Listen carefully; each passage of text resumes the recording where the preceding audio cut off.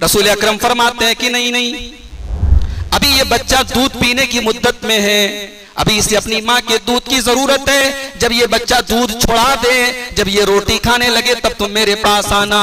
2 साल का और टाइम दे दिया अल्लाह के रसूल ने उस औरत को। कोई और होता, कोई और मुजरिम होता, उसे अदालत तो 2 साल का टाइम दे रही है, वो भाग सकता है, वो बच सकता है, उसका कोई रिकॉर्ड भी नहीं है। लेकिन मेरे प्यारे भाइयों, अल्लाह का डर उस औरत के दिल में इतना है।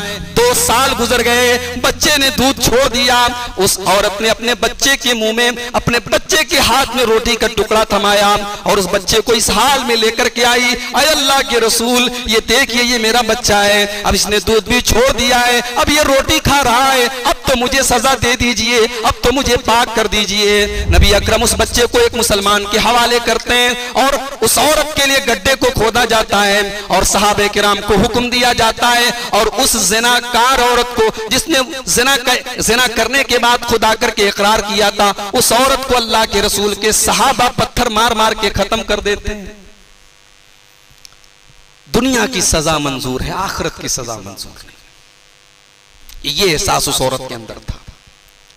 और जब उस औरत को पत्थर मारे जाने लगे, सही मुस्लिम के अल्फाज हैं, हजरत खालिद बिन वलीद रजी अल्लाह तआला अन्हु के कपड़े पर उस औरत के खून के कुछ छींटे पड़ गए। हजरत खालिद ने बड़े तैश में उस औरत के बारे में कोई नाजेबा जुमला कह दिया, जज्बात में आकर के कुछ गलत जुमला कह दिया कि ऐसी गंदी औरत का खून मेरे कपड़े पर पड़ गया।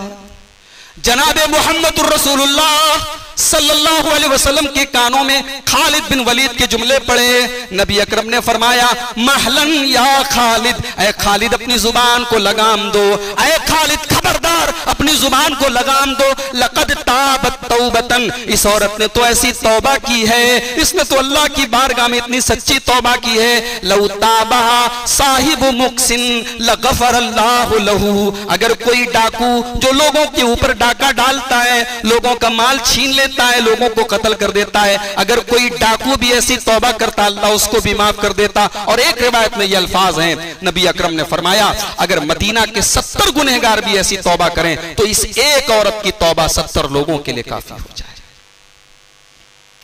वो डर आज मेरे भाइयों हमारे दिल में नहीं है। कोरोना का डर आया, थोड़ा बहुत हमारे दिल में एहसास हुआ, लगा कि हाँ भाई मौत तो कभी भी आ सकती है, मगर वो भी वक्ती एक पानी के बुलबुले की तरह आया और चला गया। अब तो जिंदगी नॉर्मल होगी यार, अब देखा जाएगा जो होगा। कयामत टालने की चीज नहीं है मेरे भाई की, देखा जाएगा। कयामत का दिन तो ऐसा दिन होगा, उसकी सख्ती का ये आलम होगा, उसके खतरे का ये आलम होगा कि अल्लाह ताला ने उसका एक नक्शा खींचा है। सूरह हज की पहली आयत, सूरह हज की 2 आयतों में, या अय्युहन नासुत्तकू रब्बकुम इन्न ज़ल्ज़लतस्साअति शैउन अज़ीम, ऐ लोगों अपने रब से डरो, बेशक कयामत के दिन का ज़ल्ज़ला बड़ा खतरनाक होगा।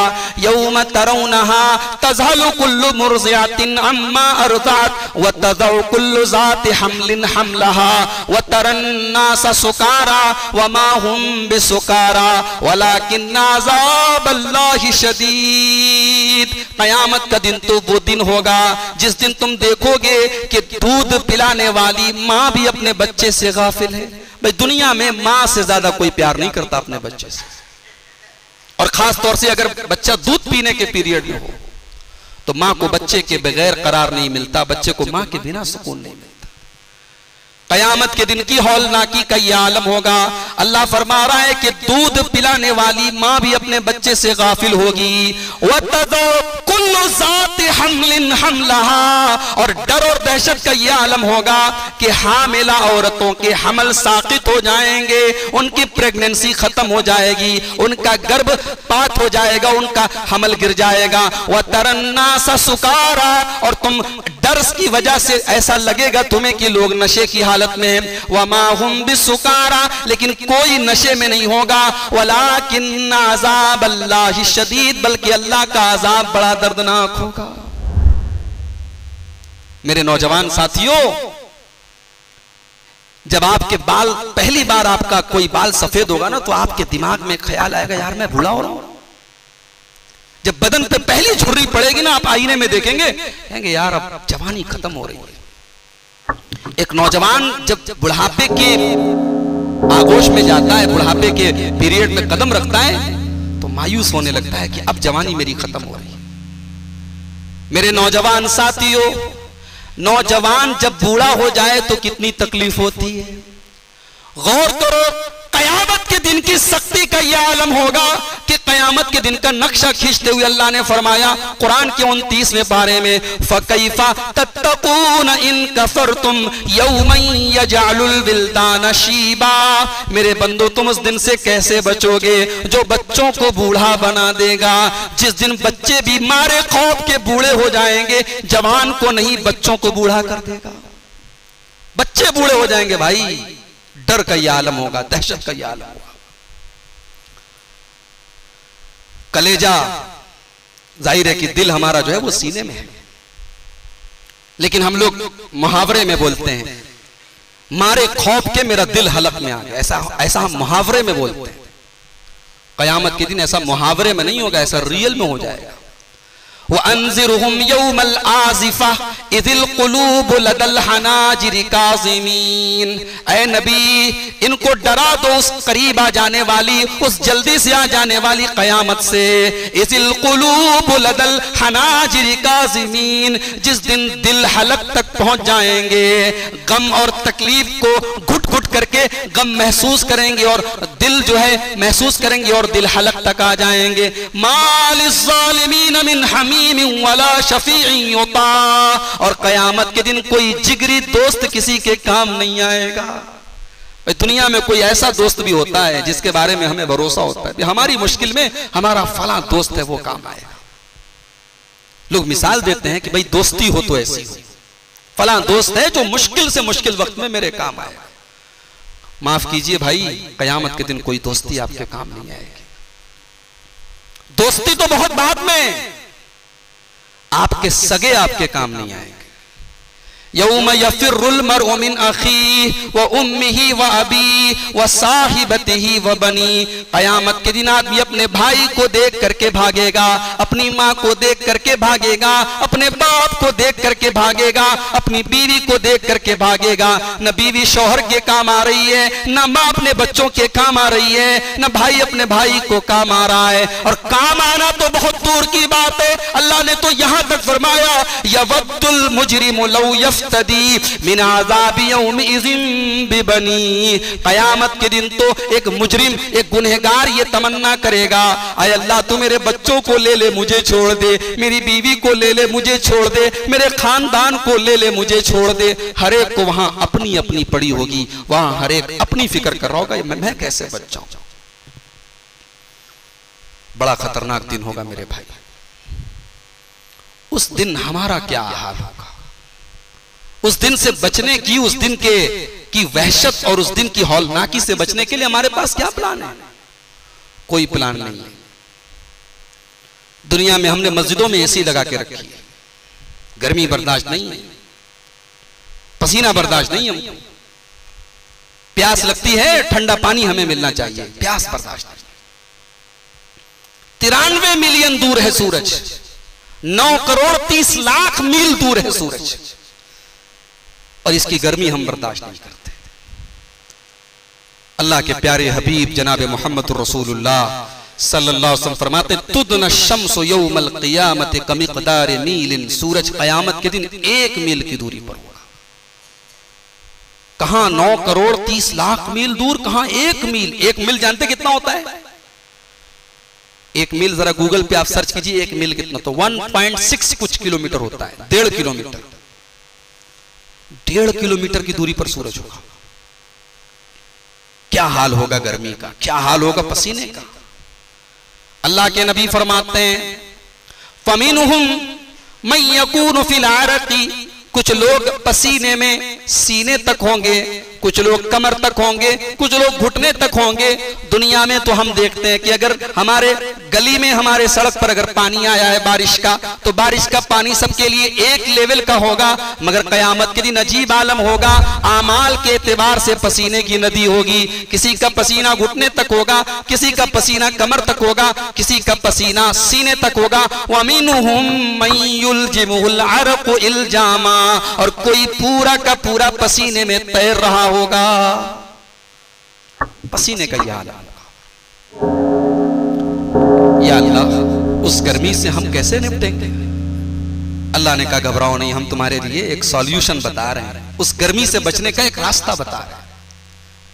अल्लाह के प्यारे नबी फरमाते हैं, मेरे नौजवान साथियों, आज घरों में और मस्जिदों में एसी की हवा खाने वाले मेरे भाइयों, आओ अपने नबी की जुबान से कयामत के दिन की गर्मी से बचने का रास्ता भी देख लो। नबी ने कयामत के दिन की गर्मी से बचने का रास्ता भी बता दिया है। अब ये हमारे ऊपर है, हम कयामत के दिन की गर्मी से बचने के लिए तैयार हैं या नहीं है। अल्लाह के प्यारे नबी फरमाते हैं, बुखारी और मुस्लिम की रिवायत है, सबअतुन युज़िल्लुहुमुल्लाहु फी ज़िल्लिही यौमा ला ज़िल्ला इल्ला ज़िल्लुहु। कयामत के दिन 7 लोग ऐसे होंगे जिनको अल्लाह ताला गर्मी से बचाएगा, उनको गर्मी नहीं लगेगी। उनको अल्लाह ताला अपने अर्श की छाया में, अपने अर्श के साये में जगह अता फरमाएगा। कौन होंगे? फरमाया अल इमामुल आदिलु, सबसे पहले तो वो इमाम होगा, वो बादशाह होगा, वो खलीफा होगा जो अदल इंसाफ करने वाला हो। व शाबुन नशा फी इबादतिल्लाह, और वो नौजवान भी अल्लाह के अर्श का साया पाएगा। उस नौजवान को कयामत के दिन गर्मी नहीं लगेगी, जिसने दुनिया की गर्मी बर्दाश्त करके ज़ोहर की नमाज पढ़ी होगी, जिसने दुनिया में अपनी नींद को कुर्बान करके फजर की नमाज पढ़ी होगी। व शाबुन नशा फी इबादतिल्लाह, वो नौजवान जिसकी जवानी अल्लाह की इबादत में गुजरी हो। आज तो माशाअल्लाह मस्जिदों में अगर हमारे बुजुर्ग हजरात ना आए तो ताले लग जाएंगे मस्जिदों में। फजर की नमाज में गिनती के नौजवान आपको मिलेंगे। क्यों भाई, क्यों ऐसा है? 70 साल वालों का हिसाब होगा और 20 साल वाले का नहीं होगा, 25 साल वाले का नहीं। भाई 70 साल वाले से तो बाद में पूछा जाएगा, तुझसे पहले पूछा जाएगा। दुनिया में अगर एग्जाम होने वाला हो, इम्तिहान होने वाला हो, और इम्तिहान का पर्चा कोई टीचर पहले से बता दे, स्टूडेंट को बता दे, भाई देखो ये सवाल आने वाला है, तैयारी कर लो, तो स्टूडेंट खुश हो जाते हैं, भाई ये टीचर बहुत अच्छा है, इसने एग्जाम के क्वेश्चंस आउट कर दिए, सवाल इसने बता दिया, बस अब हमको याद करना है, तैयारी करना है। मेरे प्यारे नौजवान भाइयों, आपके रसूल ने भी आपके लिए कयामत के दिन का पर्चा आउट कर दिया है। कयामत के दिन 4 सवालों का जवाब दिए बगैर आप हिल नहीं पाएंगे। नबी अकरम फरमाते हैं, ला तज़ूलु क़दमा इब्ने आदम मिन इंद रब्बिही यौमल क़ियामा। कयामत के दिन इंसान अपनी जगह से हिल भी न पाएगा जब तक वो 4 या 5 सवालों का जवाब न दे दे। अन उम्रिही फीमा अफ़ना, पहला सवाल होगा, मेरे बंदे तूने अपनी उम्र कहां गुजारी, 60 साल, 70 साल, 50 साल तूने कहां गुजारा। वन शबाबिही फी माबला, और दूसरा सवाल होगा, मेरे बंदे हमने तुझे 20 साल से लेकर के 40 साल का जो दौर दिया था, जो ताकत का दौर दिया था, जो जवानी का दौर दिया था, जो कुछ करने का दौर दिया था, तू बता तूने जवानी को कहां गुजारा। जवानी का अलग से हिसाब देना पड़ेगा। अल्लाह के नबी फरमाते कि वो नौजवान जिसकी जवानी अल्लाह की इबादत में गुजरी हो। ये हमारे नौजवानों की जवानी कहां गुजर रही है? इंस्टाग्राम पे गुजर रही है, फेसबुक पर चैटिंग करने में गुजर रही है, फेसबुक और यूट्यूब पर फैश वीडियोस देखने में गुजर रही है, टाइम पास में गुजर रही है। रात को 2-2 बजे मुस्लिम इलाकों में निकल जाओ, आपको कोई लड़का किसी लड़की से बात करते हुए मिल जाएगा, कोई पबजी गेम खेलते हुए मिल जाएगा, कोई चैटिंग करते हुए मिल जाएगा। ये हमारे नौजवानों की रातें हैं, ये हर गांव हर मोहल्ले के हालात हैं मेरे भाई। मेरे प्यारे नौजवान साथियों, अल्लाह की कसम इस्लाम आपके जैसे नौजवानों के जरिए आज हम तक पहुंचा है। जरा गौर करो, अगर मेरे नबी को हजरत बिलाल के जैसे नौजवान न मिले होते, अगर हजरत ज़ैद के जैसे नौजवान न मिले होते, अगर उस्मान गनी के जैसे नौजवान न मिले होते, अगर अली मुर्तजा के जैसे नौजवान न मिले होते, अगर मुसअब इब्न उमैर के जैसे नौजवान न मिले होते, अगर खालिद बिन वलीद के जैसे नौजवान न होते, तो आज हिंदुस्तान की सरजमीन पर हम अल्लाहु अकबर की आवाज न दे रहे होते, हम भी किसी पत्थर के बुत के आगे हाथ जोड़ रहे होते। नौजवानों की कुर्बानियों से, नौजवानों के जज्बे से, नौजवानों की इबादत से, नौजवानों के खून से इस्लाम हम तक पहुंचा है। और मेरे नबी ने अपनी जिंदगी में नौजवानों को उनकी जिम्मेदारियों का एहसास दिलाया है। मेरे नबी ने मदीना के अंदर किसको अपना एम्बेसडर बना के भेजा, मदीना के अंदर किसको अपना दाई बना के भेजा, इस्लाम का मुबल्लिग किसको बना के भेजा? किसी 70 साल के बूढ़े को नहीं भेजा रसूल अकरम सल्लल्लाहु अलैहि वसल्लम। अल्लाह के रसूल ने 25 साल के 24 साल के एक जवान राना को हजरत मुसअब इब्न उमैर रजी अल्लाह तआला अन्हु को चुना और उन्हें अपना इस्लाम का दाई बना करके, मुबल्लिग बना के अल्लाह के रसूल ने मदीना भेजा। और जानते हो ये मुसअब इब्न उमैर कौन है? हमारे फैशन करने वाले नौजवान जरा गौर से सुने, जिनके बाल आमतौर से बंदरों की तरह होते हैं, जो कपड़े और लत्ते और पैंट और टी शर्ट सब फिल्मी हीरो की तरह पहनते हैं। हजरत मुसअब इब्न उमैर अपने दौर के सबसे फैशनेबल नौजवान थे।